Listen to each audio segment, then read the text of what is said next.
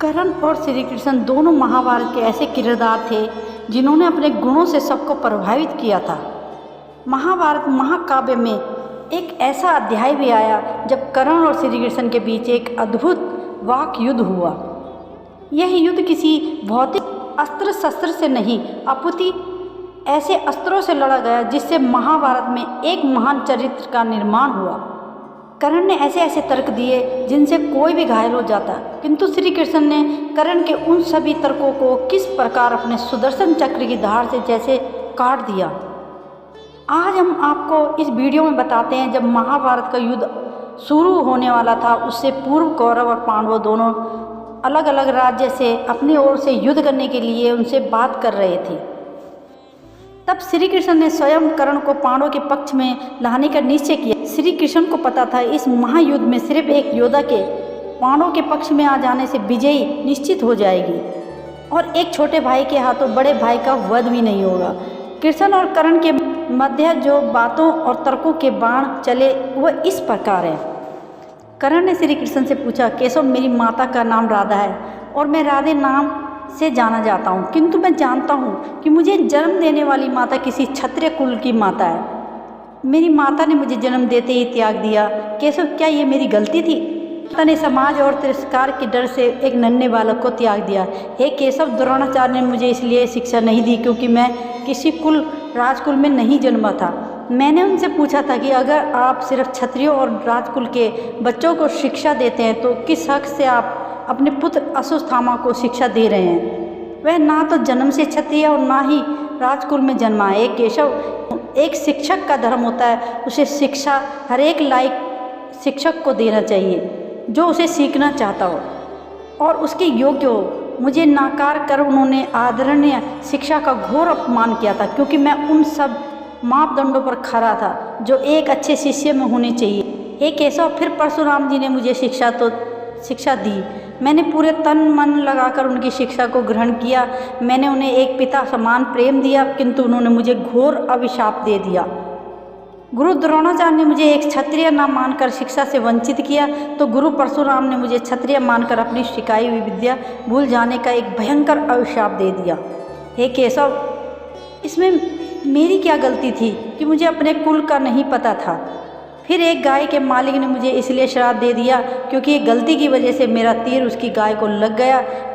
हाँ, वहाँ तो हुआ वह नियति थी और सब अनजाने में हुआ था, किंतु अनजाने में किए अपराध की इतनी बड़ी सजा शायद ही किसी को मिली थी।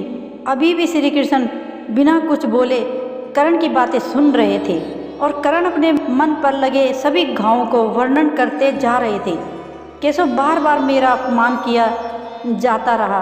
द्रौपदी के स्वयंवर में मुझे सिर्फ इसलिए अपमानित किया गया क्योंकि मैं एक सूत पुत्र था, क्योंकि स्वयंवर में उपस्थित सभी योद्धाओं को हराने में मैं सक्षम था।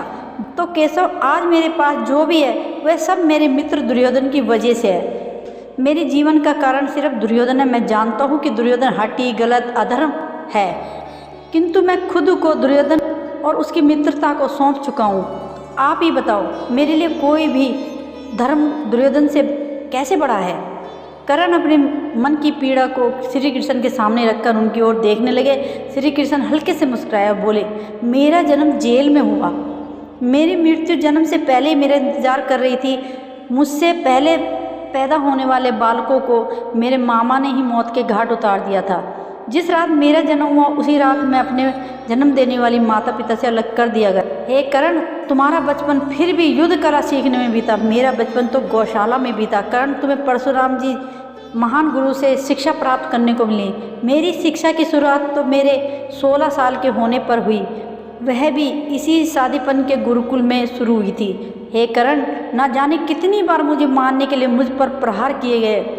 मुझे अपने समुदाय जरासंध से बचाने के लिए अपने गांव को भी त्यागना पड़ा और इसी कारण मुझे रणछोड़ दास की उपाधि भी दे दी गई थी।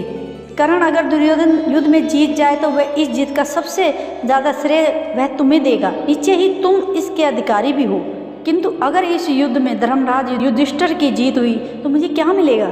समाज मुझे इस युद्ध के लिए जिम्मेदार ठहराएगा और शायद मुझे किसी के भयंकर श्राप का भी सामना करना पड़ सकता है। किंतु फिर भी मैं इस युद्ध में धर्म का साथ देने के लिए खड़ा हूँ। हे कर्ण, भले ही तुम पांडवों की ओर से युद्ध मत करो, किंतु धर्म की ओर से युद्ध करने से तुम्हें कोई नहीं रोक सकता।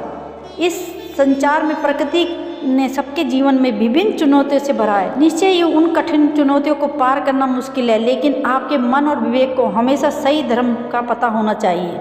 हे महाधनुधर, इस बात से कोई फर्क नहीं पड़ता आपके साथ कितना कठोर व्यवहार किया है, आप कितनी बार अपमानित हुए हैं, कितनी बार आपको कष्ट सहने पड़े हैं। इस बात से पड़ता है उन विकट परिस्थितियों में आपने कैसी प्रतिक्रिया दी।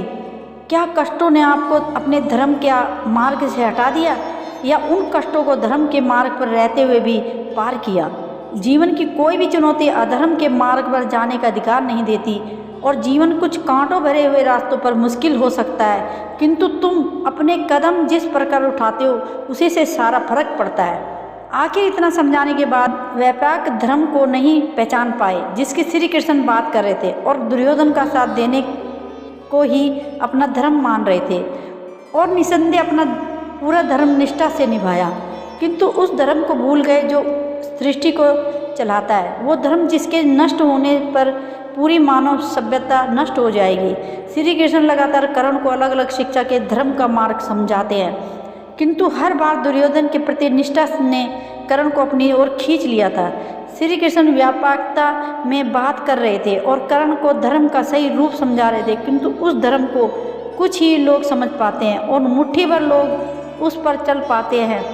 श्री कृष्ण कहते हैं कर्ण ने उस मार्ग को समझ तो लिया, किंतु वह उस पर चल पाने में विफल हो गए और कृष्ण को प्रणाम कर वहाँ से चले गए।